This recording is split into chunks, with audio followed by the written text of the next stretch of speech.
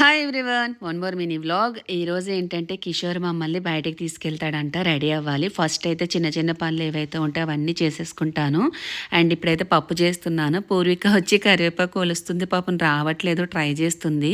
And పప్పు అయితే తాలింపు వేసేసాను, చాలా బాగా వచ్చింది, టేస్ట్ కూడా బాగుంది. పూర్వికకు అన్నం పెట్టేసిన తర్వాత ఇంక నేను కూడా తింటా. పొద్దున్న నుంచి కంటిన్యూగా పని చేస్తానే ఉన్నా, నీరసం వచ్చేసింది. కొత్తిమీర చట్నీ కూడా చేశాను ఈరోజు, అది కూడా వీడియో పెడతాను. పని అంతా అయిపోయింది కాబట్టి ఇప్పుడైతే ఫ్రెష్ అప్ అయిపోతాను.